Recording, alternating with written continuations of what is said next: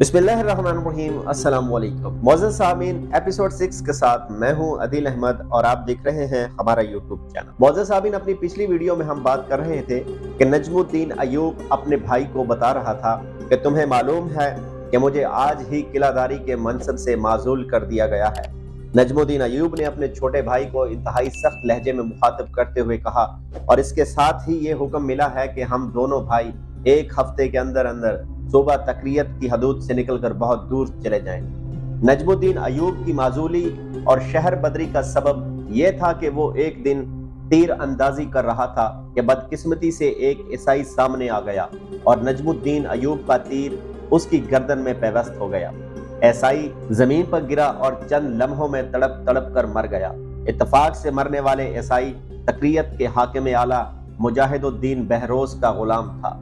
नजमुद्दीन अय्यूब ने बहुत आजिज़ाना लहजे में अपनी सफाई और मुआज़रत पेश की, मगर बहरोज ने इसकी कोई दलील कबूल नहीं की और शदीद गुस्से की हालत में हुक्म देते हुए कहा, बरसों की खिदमत के सिले में बस इतनी रियायत दी जा सकती है कि तुम दोनों भाई हमेशा के लिए अपने नापसंदीदा चेहरे मेरी नजरों के सामने से गुम कर दो। असदुद्दीन शेरकोह ने बड़ी अजियत और करब के साथ हाकिम आला मुजाहिदुद्दीन बहरोज का हुक्म सुना और फिर उदास लहजे में कहने लगा, बिरादर मुअज़्ज़म, ये सब तो नोश्ताए तकदीर है, कभी तख्त शाही और कभी तख्ताए मर्ग, यही दुनिया का निजाम है। जब मेरा बड़ा बेटा तौरान शाह पैदा हुआ तो मैं एक सिपाही के ओहदे से तरक्की पाकर तकरीयत का किलादार बन गया।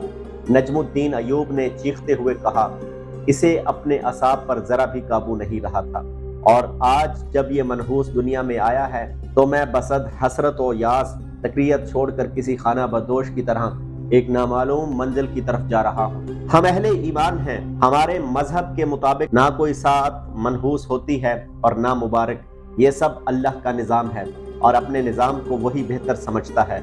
असदुद्दीन शेरकोह ने बड़े भाई का गुस्सा ठंडा करने के लिए इंतहाई नरम लहजा इख्तियार करते हुए कहा, मत समझाओ मुझे कि मनहूस क्या होता है और मुबारक किसे कहते हैं।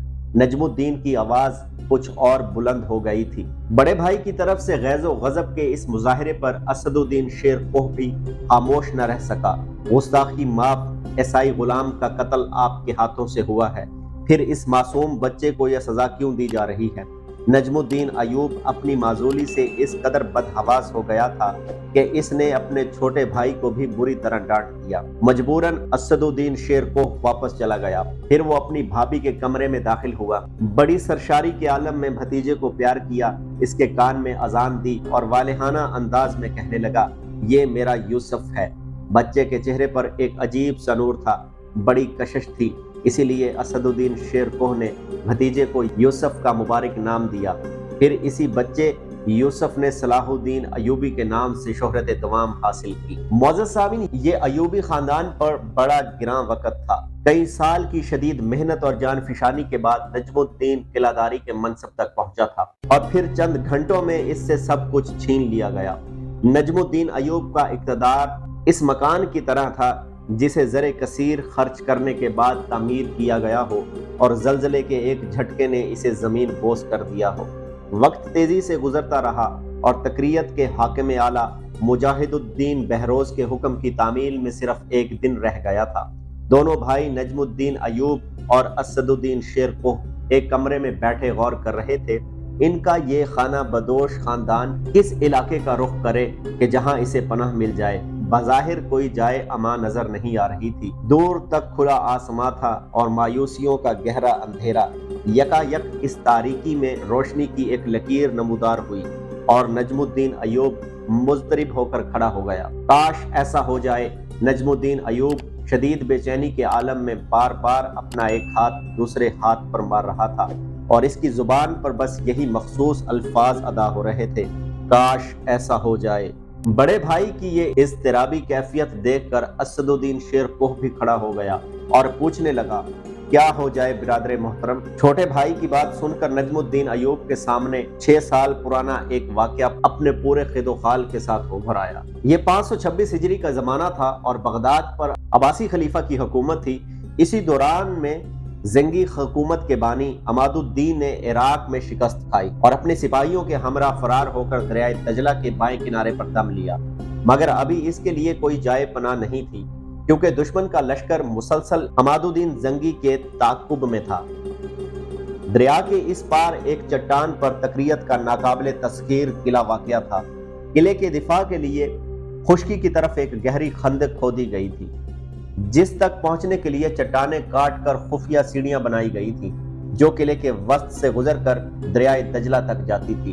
अब अमादुद्दीन जंगी की शिकस्त खुर्दा लश्कर के बचाव की एक ही सूरत थी कि इसे तकरीयत के किले में आर्जी पनाह मिल जाए, मगर यह सब कुछ किलादार की मर्जी पर मुनहसर था। ऐसी संगीन सूरत हाल में नजमुद्दीन ने फराख दिली, बुलंद हौसलगी और इस्लामी रवादारी से काम लेते हुए कुछ दिन के लिए अपने दीनी भाइयों को किला में पनाह दे दी। फिर बड़ी राजदारी के साथ अमादुद्दीन जंगी को कश्तियों का एक बेड़ा फराहम कर दिया। आखिरी कश्ती पर सवार होने से पहले अमादुद्दीन जंगी ने बड़े वालेहाना अंदाज में नजमुद्दीन अयूब को गले लगाते हुए कहा, मेरे भाई, ना मैं अपने इस बुरे वक्त को भूलूंगा और ना तुम्हारे एहसान को। फिर नजमुद्दीन अयूब इस वक्त तक खड़ा रहा जब तक अमादुद्दीन जंगी और इसका लश्कर दरियाए दजला के दूसरे किनारे पर उतरकर दुश्मन के ताक़ुब और हमले से महफूज न हो गया। फिर 6 साल बाद वक्त बदला तो अमादुद्दीन जंगी को पनाह देने वाला खुद खुले आसमां के नीचे बेअमा खड़ा हुआ था और बार बार एक ही जुमला दोहरा रहा था, काश ऐसा हो जाए। नजमुद्दीन के इन पुरअसरार अल्फाज का सिर्फ एक ही मफहूम था कि अमादुद्दीन जंगी को अपना वादा याद आ जाए, जिसने इस अरसे में दुश्मन को शिकस्त देकर दोबारा अपने इलाके पर कब्जा कर लिया था।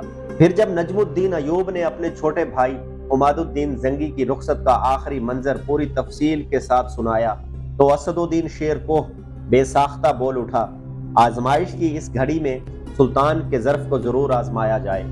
डरता हूं कि कहीं वहां से भी नाकाम व नामुराद ना लुटा दिया जाऊं। नजमुद्दीन अयूब ने उदास लहजे में कहा, ऐशो इक़्तिदार बहुत बड़ा फितना है। जब इंसान इसे हासिल कर लेता है तो अपने बुरे दिनों को इस तरह भूल जाता है जैसे इस पर कभी कोई मुसीबत की घड़ी गुजरी ही नहीं थी। आखिर हमारे पास इसके सिवा चारा भी क्या है? असदुद्दीन शेर कोह ने एक एक लफ्ज पर जोर देकर कहा, हमें एक बार सुल्तान अमादुद्दीन जंगी के महल पर दस्तक जरूर देनी चाहिए। अगर दरवाजा खुल गया तो हम समझेंगे कि वो एक एहसान शनास इंसान है, वरना अल्लाह की जमीन तंग नहीं है और वो बड़ा पनाह देने वाला है। असदुद्दीन शेर को बड़ा वलवला इज़्म और शुजा नौजवान था। छोटे भाई की इस बुलंद हौसलगी ने नजमुद्दीन अयूब को बहुत सहारा दिया। फिर वो अपनी बीवी, छोटे भाई असदुद्दीन शेर कोह और 3 बेटों तौरान शाह, शमसुद्दौला और यूसुफ के साथ तकरीयत के किले से बाहर निकला। इस वक्त यूसुफ सलाहुद्दीन सिर्फ 7 दिन का था। इस एतबार से इसका शुमार दुनिया के कम सन तरीन मुहाजिरों में होता है। मोअज़्ज़ज़ सामीन, अगर आज की ये वीडियो आपको अच्छी लगी तो हमारे चैनल को सब्सक्राइब करके वीडियो को लाइक और शेयर कर दें। बेल आइकॉन का बटन जरूर दबाएं ताकि आने वाली हर नई वीडियो का नोटिफिकेशन आपको मिल सके। मिलते हैं इंशाल्लाह अपनी नेक्स्ट वीडियो में। मुझे दीजिए इजाजत। अल्लाह हाफिज।